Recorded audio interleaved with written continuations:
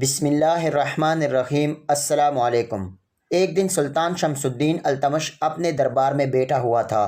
دربار لگا ہوا تھا، قاضی صاحب اور بہت سے وزیر دربار میں موجود تھے اور سلطان شمس الدین التمش ایک مقدمے کی سماعت کر رہے تھے۔ یہ سب ابھی چل رہا تھا کہ اتنے میں سلطان شمس الدین التمش کے دربار کے باہر ایک عورت کی زوردار چیخنے اور چلانے کی آوازیں آنے لگیں۔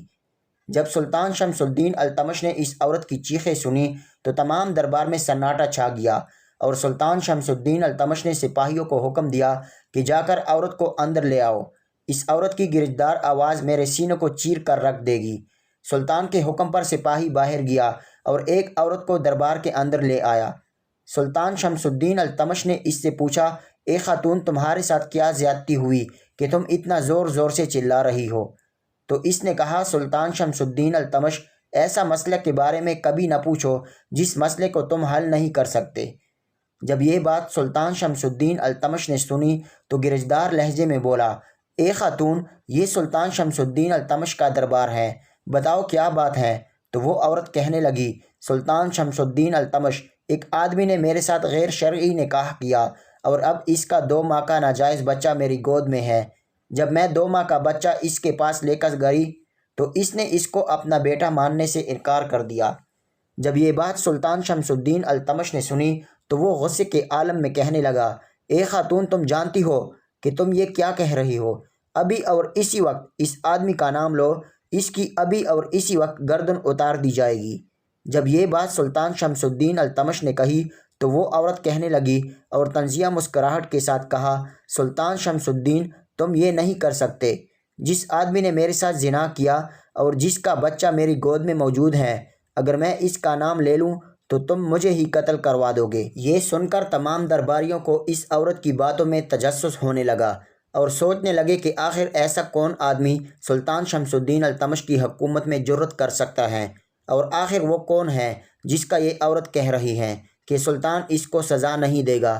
سلطان شمس الدین التمش اپنی نشست سے اٹھے اور اس عورت کو کہا، اس آدمی کا نام بتاؤ۔ کہ جب اس عورت نے اس آدمی کا نام لیا تو تمام دربار زلزلے کی طرح ہلنے لگا اور ایسے لگا کہ سلطان کے نیچے سے تخت کہیں غائب ہو گیا ہے۔ سلطان خود کو زمین پر گرا ہوا محسوس کر رہا تھا۔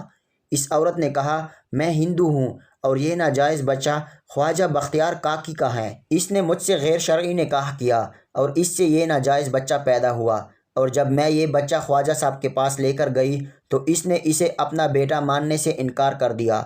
جب یہ بات سلطان شمس الدین التمش نے سنی تو کہا، اے خاتون، تم یہ کیا کہہ رہی ہو؟ سلطان کو جلال میں دیکھ کر وہ عورت بولی، میں نے کہا تھا نا کہ جب میں اس آدمی کا نام لوں گی تو سلطان شمس الدین التمش کا تمام تر غصہ زمین میں دفن ہو جائے گا۔ تم صرف مظلوموں پر اور لاچار لوگوں پر اپنا حکم چلا سکتے ہو۔ یہ بات سن کر سلطان شمس الدین التمش نے اس بوڑھی عورت کو کہا، عدالت لگے گی اور انصاف ہوگا، تمہیں چیخنے چلانے کی ضرورت نہیں۔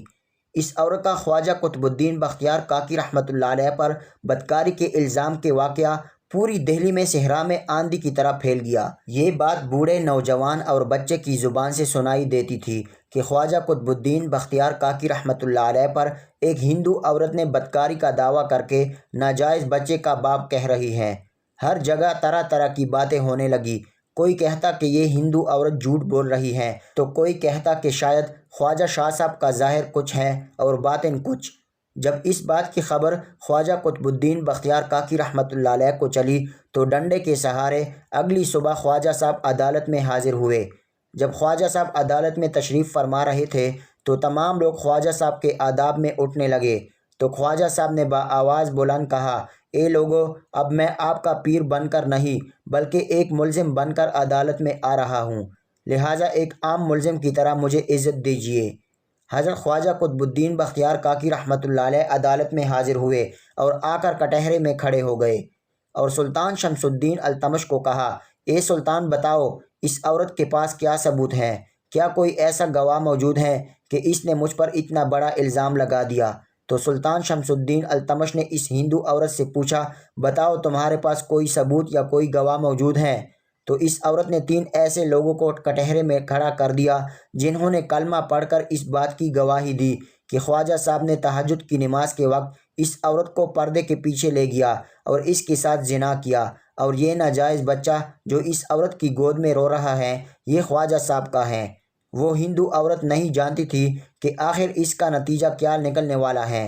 جب تمام گواہان گزر گئے تو اب اس عورت نے کہا، خواجہ صاحب کا جرم ثابت ہو چکا ہے، لہٰذا سلطان معظم سزا سناؤ۔ جب اس عورت نے یہ دلائل دیے تو خواجہ صاحب بولے، سلطان شمس الدین التمش، کیا تو مجھے ایک رات کی مہلت دے سکتے ہو؟ آپ اس مقدمے کا فیصلہ کل سنانا۔ جب یہ بات سلطان کو خواجہ صاحب نے کہی تو سلطان شمس الدین التمش رونے لگا اور کہا، خواجہ صاحب آپ مجھے شرمندہ نہ کریں۔ دوستو، یہاں آپ کو سلطان شمس الدین التمش کے بارے میں بتاتے چلیں کہ سلطان شمس الدین التمش کون تھا، آپ کی بہادری کے قصے کس طرح مشہور ہوئے، اور سلطان شمس الدین التمش کا خواجہ قطب الدین بختیار کاکی رحمۃ اللہ علیہ سے کیا رشتہ تھا، آج کی ویڈیو میں آپ کو بتائیں گے۔ دوستو، شمس الدین التمش سلطنت دہلی کا تیسرا حکمران اور خاندان غلامہ کا تیسرا بادشاہ، جو قطب الدین ایبک کا غلام اور اس نے ہونہار دیکھ کر اس سے اپنا داماد بنا لیا۔ سلطان شمس الدین التمش ہندوستان کے عہد سلاطین کا ایک صاحب انطراق بادشاہ تھا، جس نے اپنے عہد میں ہندوستان کی سرزمین سے ناانصافی اور جہالت کی تاریکیوں کو دور کرنے کے لیے وہ کردار ادا کیا جو بعد میں کوئی بھی نہ کر سکا۔ حضرت خواجہ معین الدین چشتی اجمیری رحمۃ اللہ علیہ اس دور میں حیات تھے اور سلطان آپ کی ذات کی روشنی سے محروم نہیں تھا۔ سلطان شمس الدین کی زندگی کا ایک واقعہ تو آپ نے بھی سن رکھا ہوگا، بہت مشہور ہے کہ حضرت خواجہ قطب الدین بختیار کاکی نے وفات سے قبل وصیت فرمائی کہ ان کا جنازہ وہ شخص پڑھائے جس نے اپنی پوری زندگی میں کبھی نماز عصر کی سنتے بھی قضا نہ کی ہو، اور کتابوں میں لکھا ہے کہ جب حضرت خواجہ کا جنازہ تیار تھا تو ایک بھی ایسا شخص نہ مل سکا جو اس شرط پر پورا اترتا۔ تب سلطان شمس الدین التمش یہ کہتا ہوا آگے بڑھا کہ آج حضرت خواجہ بختیار کاکی رحمۃ اللہ علیہ نے میرا بانڈا پھوڑ دیا۔ اسی طرح سلطان نے خود حضرت خواجہ قطب الدین بختیار کاکی رحمۃ اللہ علیہ کی نماز جنازہ پڑھائی۔ جس سلطان کی زندگی میں عصر کی سنتے بھی قضا نہ ہوئی ہوں تو بتائیں کہ اس سلطان کی سلطنت کیا ہوگی اور اس کی عدالت میں انصاف کیسا ہوگا۔ دوستو، دوبارہ اپنے موضوع کی طرف لوٹتے ہیں۔ خواجہ صاحب اسی وقت عدالت سے الٹے قدموں چل پڑے تو آپ کے مریدوں نے کہا، حضرت سواری تیار ہے۔ تو خواجہ صاحب نے کہا، ساری زندگی سواری پر گزاری ہے، لہٰذا اب لوگوں کے درمیان سے پیدل چل کر جاننا چاہتا ہوں اور دیکھتا ہوں کہ میرے اوپر ایک ہندو عورت کی بدکاری کا الزام لگانے کے بعد لوگ میرے بارے میں کیا سوچتے ہیں۔ میری پاکیزگی کی باتیں تو اتنا دہلی میں نہیں پھیلی تھی جتنا میرے اوپر کیچڑ اچھالنے کی ہوئی۔ خواجہ صاحب رات کو جب نیند میں سو رہے تھے تو آپ نے خواب میں دیکھا کہ حضرت خواجہ معین الدین چشتی اجمیری نے آپ کو فرمایا، خواجہ صاحب میرا انتظار فرمائیں، میں بہت جلد آپ کے پاس پہنچ جاؤں گا۔ اگلی صبح خواجہ قطب الدین بختیار کاکی رحمۃ اللہ علیہ عدالت میں حاضر ہوئے اور سلطان شمس الدین التمش کو کہا کہ 3 دن کے بعد خواجہ معین الدین چشتی اجمیری صاحب یہاں پہنچنے والے ہیں اور ان کے آنے تک کا انتظار کیجیے۔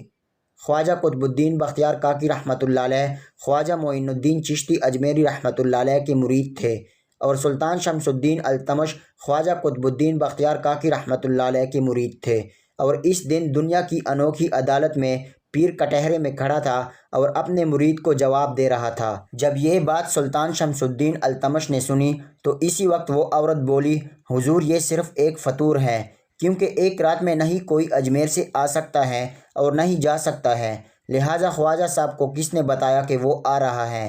تو سلطان شمس الدین التمش نے کہا کہ میں نے تمہیں پہلے دن ہی کہا تھا کہ یہ شمس الدین التمش کا دربار ہے، یہاں انصاف ہوگا، لہٰذا تمہیں جلدی کرنے کی ضرورت نہیں۔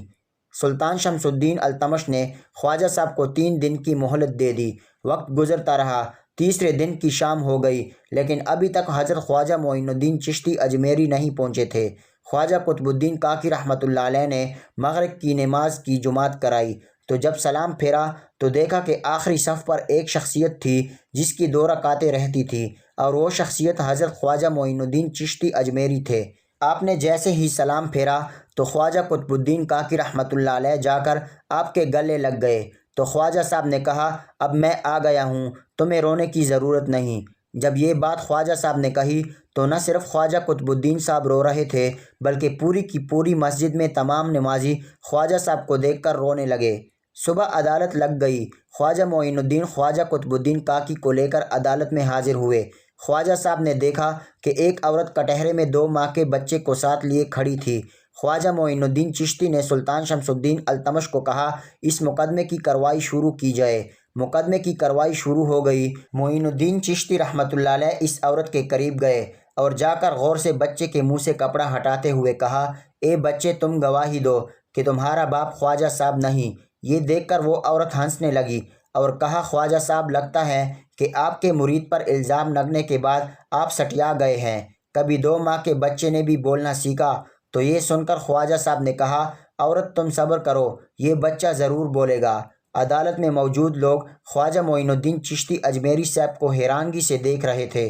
لوگ سوچ رہے تھے کہ شاید خواجہ معین الدین چشتی اجمیری اپنے ساتھ کوئی ٹھوس ثبوت لے کر آئے ہوں گے جس سے خواجہ قطب الدین کاکی رحمۃ اللہ علیہ پر بدکاری کا لگا الزام دھل جائے گا، لیکن خواجہ صاحب کی اس بات کو دیکھ کر لوگ بڑے حیران و پریشان ہو گئے۔ سلطان شمس الدین التمش یہ سارا منظر اپنی آنکھوں سے دیکھ رہے تھے۔ ساری عدالت بڑے بڑے سرداروں اور وزیروں سے بھری ہوئی تھی۔ چند لمحے گزرے، پھر خواجہ معین الدین چشتی اجمیری صاحب اس عورت کے قریب گئے اور دوبارہ اس بچے کو آواز لگائی اور کہا، وقت آ گیا ہے، تم اس بات کی گواہی دے دو کہ خواجہ قطب الدین بختیار کاکی رحمۃ اللہ علیہ تمہارے بابا نہیں۔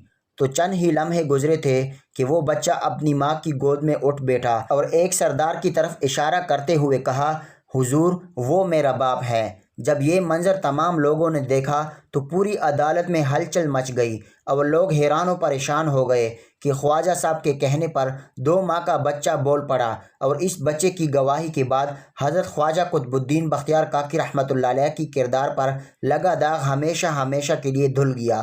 اب خواجہ معین الدین چشتی اجمیری صاحب خواجہ قطب الدین بختیار کاکی رحمۃ اللہ علیہ کو اپنے ساتھ اجمیر لانے کے لیے خواجہ صاحب کو ہاتھ سے پکڑا تو تمام لوگ خواجہ صاحب کے پیروں میں پڑ گئے اور کہا، حضور، دہلی کو خواجہ قطب الدین کاکی رحمۃ اللہ علیہ کی بہت اشد ضرورت ہے، لہٰذا آپ مسلمانوں کی بقا کی خاطر خواجہ صاحب کو یہاں رہنے دیجیے۔ اور اس کے بعد خواجہ معین الدین چشتی اجمیری صاحب دہلی کو ہمیشہ ہمیشہ کے لیے خدا حافظ کہہ کر وہاں سے چلے گئے، اور تاریخ میں ملتا ہے کہ خواجہ معین الدین چشتی اجمیری رحمۃ اللہ علیہ دوبارہ دہلی میں نہیں آئے تھے۔ آپ سے گزارش ہے کہ ہمارے چینل کو سبسکرائب کریں، ویڈیو کو لائک شیئر ضرور کریں۔